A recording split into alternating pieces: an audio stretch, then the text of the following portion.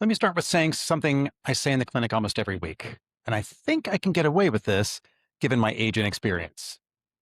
You're not injured because you turned 42. You're injured because you're still training like you're 27. And that usually gets a laugh.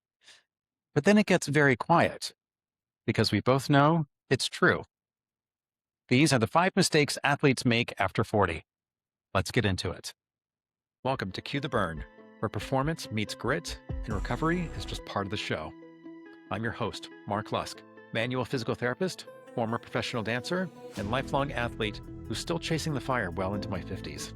This podcast is all about the science, stories, and strategies that fuel high-performing bodies.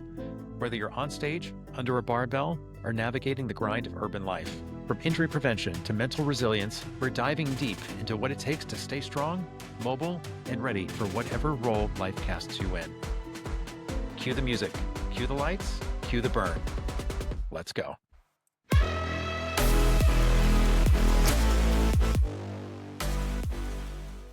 Welcome back to Cue the Burn. If you're new here, I'm a manual physical therapist with 17 years in orthopedic and sports rehab. I work primarily with New York City urban athletes, Broadway performers, runners, CrossFitters, lifters, high performers who refuse to sit still.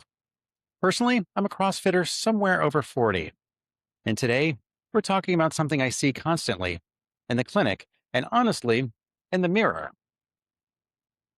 Why athletes over 40 start feeling more beat up, more frustrated, and more confused about what's happening to their body.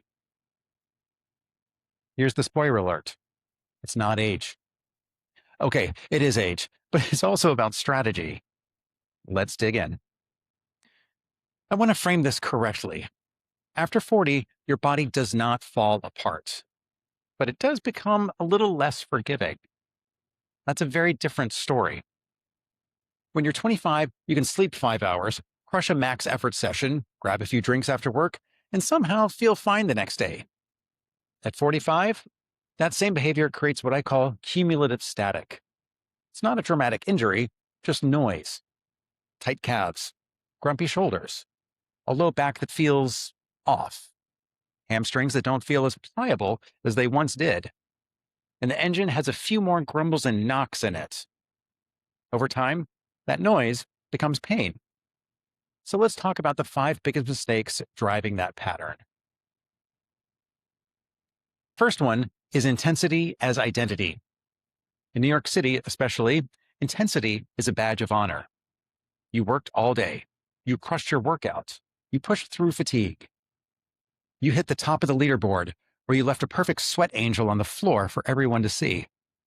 But here's what the research tells us about masters athletes. Recovery capacity shifts subtly with age, particularly in connective tissue remodeling and nervous system recovery. You can still train hard. You just cannot train hard all the time. That recovery period lengthens just a little bit. You might need to reconsider your training schedule to accommodate for those hard workouts. You might need a day in between them rather than back to back. But that doesn't mean you can't train on that interim day. Just be aware of the overall impact. If every workout is in the red zone, your system never downshifts. You'll accumulate fatigue faster than you adapt. I often tell patients, intensity is a spice, but not the whole meal. The second one is sneaky. It's movement quality drift. Our bodies accumulate some wear and tear as the odometer ticks on, and we hardly notice the changes. You're still strong. You're still fast. But maybe your hip mobility is a little limited from years at a desk. Maybe your thoracic spine doesn't rotate like it used to. Maybe that bad ankle sprain 5 years ago is now wreaking havoc on your knee. Those small restrictions shift load everywhere. In the clinic, this is how it looks. Ankle stiffness might be driving your knee pain. Hip extension loss is often creating low back compression. Thoracic rigidity feeds into shoulder impingement patterns or can drive neck pain. These aren't aging problems. They're unaddressed mechanics that are slowly growing up to become problems. It's the doorway that leads to, well, I guess I can't do that anymore, which for me as a PT and an athlete is the slippery slope to disability. After 40, quality matters more because our margins shrink. So, what is the remedy? Working with your PT or coach through a movement assessment is a great start. When you find those deficient links, you can work to restore the mobility limitations or weak areas.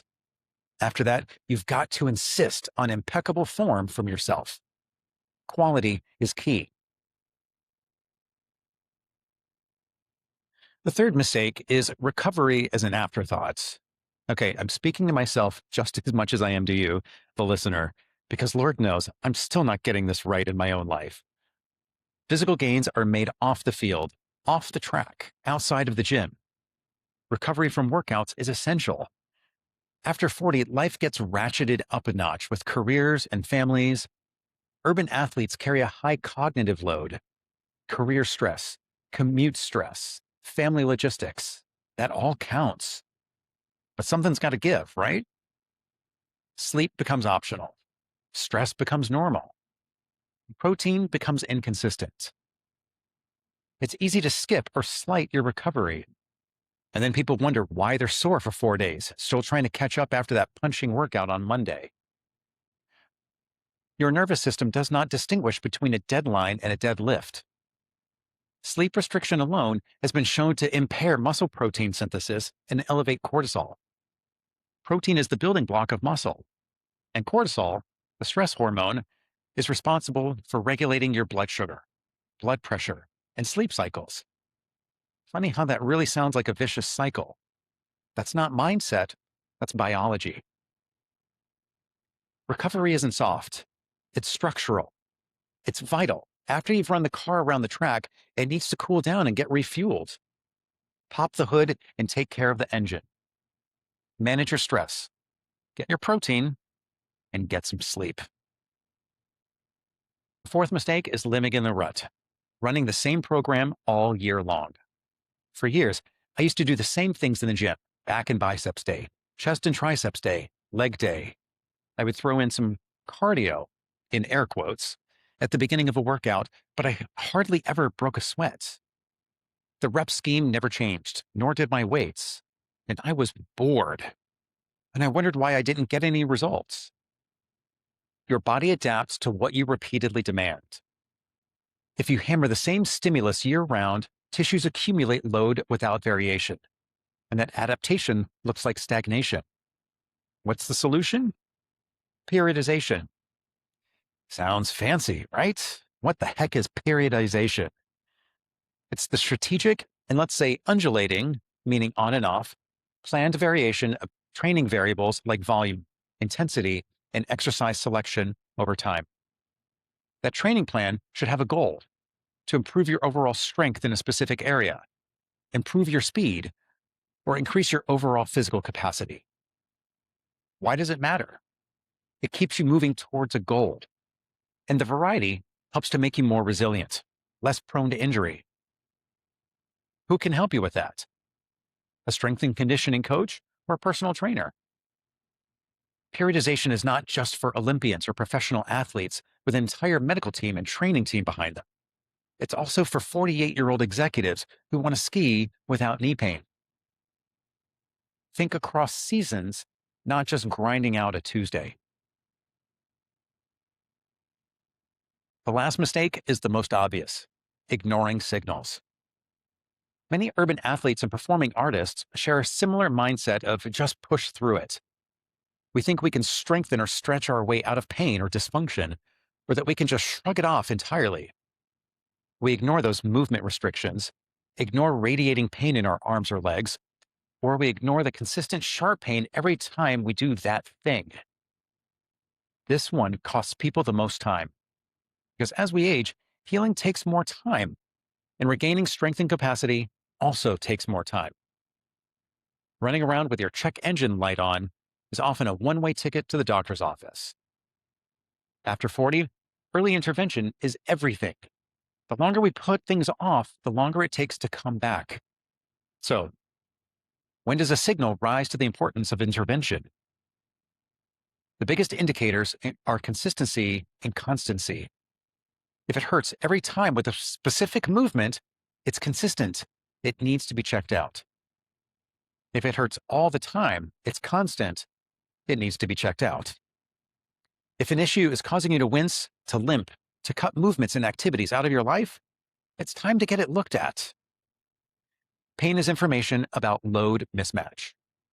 And resilient athletes don't ignore feedback. They just adjust intelligently. And they seek help when a problem can't be solved with a foam roller. If you take nothing else from this episode, take this framework. Cap high intensity to 1 to 2 sessions a week. Film 1 lift per week to audit your mechanics. Protect your sleep like it's part of your training program. Schedule 1 lower load week every 4 to 6 weeks. Address small pains within 10 days. And here's your mental reset. You're not trying to win Tuesday. You are building capacity for decades. After 40, the game becomes refined. It's no longer about proving toughness. It's about mastering sustainability. Fire within does not burn brightest when it's reckless. It burns the longest when it's tended. If this resonated, share it with someone who needs to hear it. And if you want help building a smarter training blueprint for this season of life, head to mvmtpt.com and book a discovery visit. I'm Mark at MVMT Physical Therapy, and this is Cue the Burn. As always, check out our social media at MVMTPT and our blog and website at www.mvmtpt.com for more information. Please subscribe, like, and review our podcast, and make sure you share it with your friends and colleagues. Till next time, train with intention, recover with discipline, and cue the burn.